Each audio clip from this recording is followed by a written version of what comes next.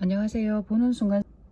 보는 순간 사게 되는 1초 문구의 책을 리뷰해 보겠습니다. 이 책은 그냥 내가 돈 들인 만큼의 값어치는 있다라고 이야기해 주고 싶습니다. 요즘 근래 읽었던 책들 중에는 정말로 그 돈값 못하는 책들이 정말 많았는데 이거는 그렇지는 않았습니다. 중간 정도라고 볼 수가 있는데 시대가 변해도 노동자들은 배 위에 있는 자본소득자들을 이길 수 없다. 누가 당신의 노동을 대신에 알아서 일을 하면 돈을 벌어준다. 이 책의 핵심 키포인트는 이거였어요. 상품 언어가 당신의 노동을 대신에 알아서 돈을 벌어준다. 그래서 상품 언어를 잘 만들어야 되고 잘 개발해야 된다라고 이야기하고 있습니다. 그 다음에 이 사람은 그 노력의 총량보다는 노력의 방향이 중요하다라고 이야기하고 있죠. 요즘 흔히 하는 말이지만 게임을 할 시간에 차라리 게임을 만들라 라고 이야기하고 있습니다. 그래서 이 책 중에서 제일 마음에 들었던 거는 8페이지에 우리가 돈을 주고 구매한 책은 값어치를 해야 합니다 였거든요. 그래서 작가가 이 말을 했기 때문에 책값 값어치는 하겠다라고 했었기 때문에 끝까지 읽었는데 이거는 그냥 쉽게 넘어가는 책입니다.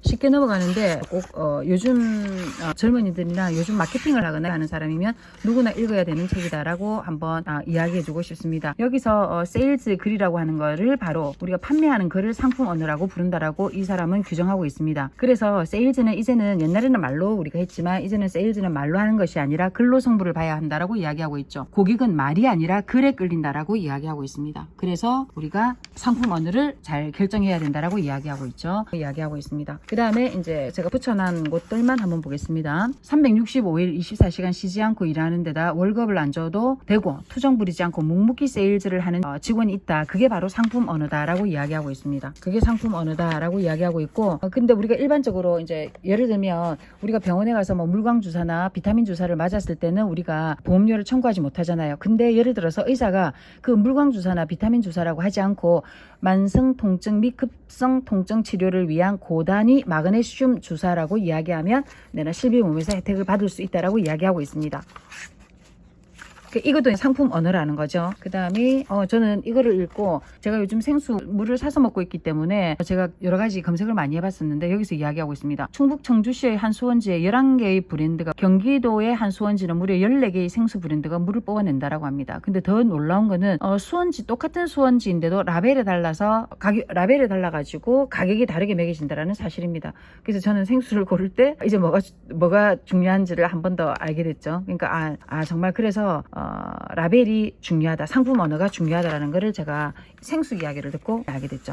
그 다음에 결국 그래서 고객은 언어를 보고 산다, 언어를 보고 사고 상품 언어에 집중해서 판매하라 라고 이야기하고 있습니다. 2장은 소비자의 친수기를 찾아라 에서는 한번 볼게요. 자연스럽고 쉬운 말은 마음을 끄는 힘이 있고, 그래서 익숙하지 않은 용어는 풀어서 말하고 고객의 지식 수준이 높다고 생각하지 말고 복잡하게 하지 말고 그냥 쉽게 말하라. 그 다음에 고객이 친근감을 느끼는 표현을 써라. 쉽게 가라 라고 이야기하고 있습니다. 그 다음에 또 이야기하고 있죠. 이 사람은 광고는 익숙함을 쫓지 말고 익숙함을 뛰어넘어야 한다. 그 다음에 이것도 정말 좋았어요. 마약과 보약의 차이를 아세요? 마약은 효과가 바로 오고 보약은 효과가 늦게 옵니다. 두뇌를 서서히 자라게 하는 보약 같은 땡땡땡. 이 광고 문구가 저는 참 마음에 들더라고요. 그래 바로 이거다라는 생각을 좀 많이 했었죠.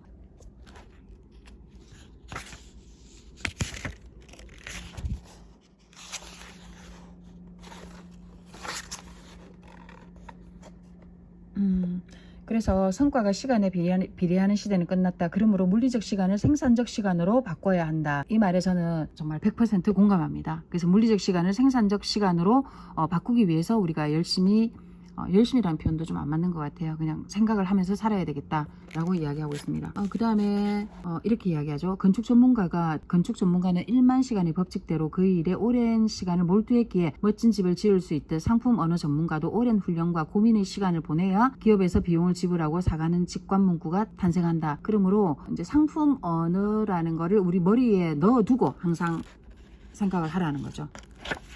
그 다음에 상품의 얼굴을 만드는 시그니처 언어에서 셀프 브랜딩에 애칭을 써라 라고 이야기하면서 이렇게 이야기하고 있습니다. 한 방에 베어버릴 수 있게 도끼부터 갈아야 한다. 여러분은 그렇게 한 방에 베어버릴 수 있는 도끼를 갈아야 한다. 끊임없이 자기 개발을 해야 한다. 이렇게 들립니다. 그 다음에 정말 또 인상 깊었던 것이 뭐냐면 이거예요. 청춘의 노트를 펼치고 해춘 유전자를 깨워야 한다. 여전히 여러분은 청춘의 노트에 이루어보고 싶은 일을 적기에 바쁩니다. 노망을 걱정하지 말고 로망을 이루십시오. 그래서 노인을 우리가 시니어라고 하잖아요. 그 시니어는 바로 두려움 없는 용사다. 그래서 우리가 자꾸 노망 들거나 치매 이런 거 걱정하지 말고 노망을 걱정하지 말고 로망을 이뤄라. 내가 하고 싶은 것을 적어서 그 로망에 대해서 생각하라는 거죠. 그래서 저도 끊임없이 내가 내 로망을 적고 로망을 이뤄야 되겠다라고 생각하고 있습니다. 그 다음에 원싱 전략에 대해서 나오는데 전면에 내세울 단 하나의 강력한 시그니처가 있어야 한다라고 이야기하고 있어서 저도 나만의 시그니처가 뭔지 나만의 시그니처를 지금 개발하고자 노력하고 있습니다. 누구나 주머니 속에 다윗의 돌과 같은 마지막 강한 한 방을 지니고 있어야 한다. 다윗이 골리앗하고 싸울 때 돌멩이 5개로 시작했잖아요. 그 돌멩이 5개가 바로 다윗의 시그니처라는 겁니다. 그래서 이 사람은 이렇게 이야기하고 있죠. 다윗이 그 돌 5개를 고를 때 아무 돌이나 저는 그걸 돌을 그냥 5개 아무 돌이었다라고 생각하는데 이 작가는 이제 이렇게 이야기하는 거죠. 그게 바로 다윗의 시그니처였다. 시그니처 조약돌이었다라고 이야기하고 있습니다. 조약돌이 슬링스톤이에요. 그 다음에 이 책 중간에 보면 고층 아파트가 잘 팔리는 이유에 대해서 고층을 팔 때 이렇게 이야기한다라는 거예요. 고층이라 미세먼지가 안 올라와요. 그 다음에 예를 들어서 운전자 보험을 판매할 때는 살면서 불법 유턴을 한 번도 안 할 자신이 있으면 운전자 보험은 필요 없습니다 라고 이야기를 하는 거죠. 그 다음에 이거는 이분이 농협은행에 가서 강의를 하게 됐다라는 거예요. 그래서 그 사람이 그 첫 오프닝 멘트를 농부가 삽을 뜨는 모습을 보여주면서 이렇게 이야기했다라는 거예요. 이 한 삽의 흙에는 모든 인구보다 많은 생명이 살고 있다.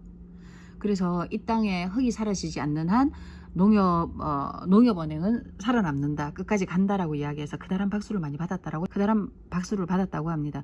그러니까 이 사람의 그 멘트가 첫 멘트가 정말 중요했던 거죠. 그 다음에 이제 우리가 꼭 이제 시니어 세대가 꼭 알아야 되는 것이 뭐냐면 한국인은 은퇴 후의 꿈은 3가지라고 합니다. 첫 번째 전원주택, 두 번째 여행을 다니고 싶다, 세 번째는 봉사활동을 하고 싶다라는 거예요.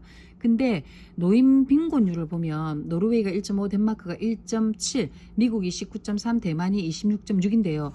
우리의 노인 빈곤율은 절반이랍니다. 48%입니다. 2명 중에 1명은 괴롭게 가난하게 산다라는 거예요.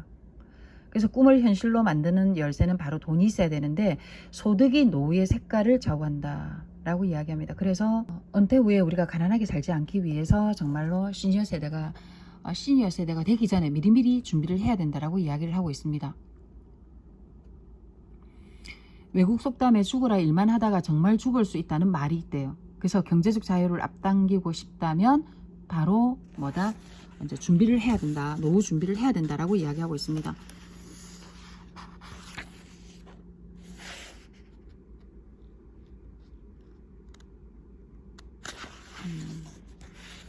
그래서 각자의 시그니처 언어는 천장을 벌게 해주는 한마디다라고 이 사람이 정의를 내리고 있죠. 그래서 우리 모두는 다 자기 자신만의 시그니처 언어가 있어야 된다라고 이야기하고 있습니다. 제가 여기는 접어놨네요. 접어놨다라는 거는 엄청나게 중요한 건데 인생은 트리플 서티다. 30년까지는 성장하며 교육받고 30년은 독립해서 경제활동하고 30년은 제2의 인생을 살고자 한다. 근데 우리가 아까 전에 보면 우리 노인 빈곤율이 48%니까 끔찍한 거죠. 결국 돈을 벌 수 있는 시간은 인생의 3분의 1, 중간 31세에서 60세까지라는 거예요. 그래서 재테크는 모굴지라는 말이 있다. 이 모굴지가 뭐냐면 모으고 굴리고 지키자 이 말입니다. 오로지 굴리고 지키고. 그 다음에 이제 여기는 제가 진짜 책을 접어 놓을 만큼 중요한 얘기가 나오죠. 은퇴한 꿈은 오자다.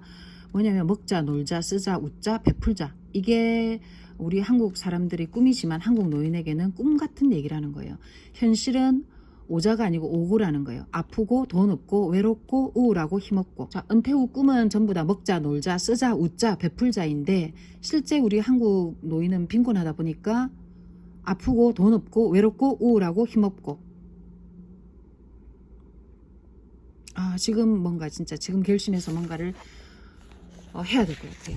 그 다음에 이 사람은 이 책에서 이렇게 이야기하고 있죠. 돈은 직장이 아니라 시장에 있다. 그래서 우리가 돈을 벌려면 직장에 가는 것이 아니라 시장 속을 파고들어야 된다. 그죠? 그 우리가 여기 이 책에 보면 오복은 결국 돈이라는 말이 있다라고 이야기하고 있습니다. 오래 살려면 돈이 필요하고 부유하고 풍족하게 사는 것 자체가 돈이고 평생 건강하게 사는 것이 돈이 있어야 하고 이웃을 위해 베풀며 살아야 하며 이웃을 위해 베풀며 살고자 하면 돈이 있어야 하고 편안히 일생을 마치는 것 또한 돈이 필요하다라고 이야기하고 있습니다. 그래서 금융은 불공평하게 돌아간다. 그래서 금융 지식이 필요하다 이 말입니다. 그 다음에 여기서 이제 이런 얘기가 나와요. 고3은 몰려다닌다. 고3이 뭔고 하니까 고지혈, 고혈압, 고당뇨. 친구로 사귀면 좋은 3사가 있다. 의사, 변호사, 그리고 저는 보험 설계사라고 생각합니다. 근데 이 사람은 여행사라고 이야기해놨죠. 저는 우리가 살면서 꼭 필요한 것은 그런 것 같아요. 의사, 변호사, 보험 설계사는 꼭 개인들한테 다 있어야 한다라고 생각합니다. 그 다음에 세일즈는 천수답 농사가 아니다. 세일즈는 농사가 아니기 때문에 고객의 마음을 오픈시킬 떡밥이 될 만한 언어를 여기저기 던져라. 대수의 법칙을 기억해라. 낚싯대를 많이 던질수록 무는 고기가 많다라고 이야기하고 있죠. 저는 이 말에 공감합니다. 마지막에 제가 뭘 해놨네요.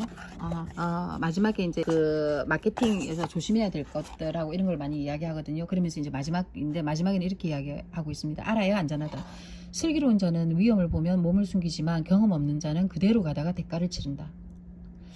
슬기로운 자는 위험을 보면 몸을 숨긴다. 경험이 없는 자는 그대로 가다가 대가를 치른다.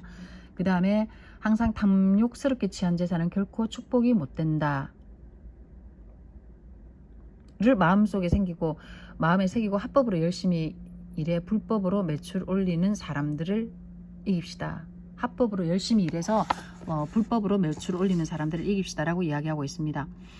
그 다음에 사업하시는 사람들이 순풍에 돛단 듯 순풍 순항만 하시기를 바랍니다 라고 하면서 이 책은 끝내고 있습니다.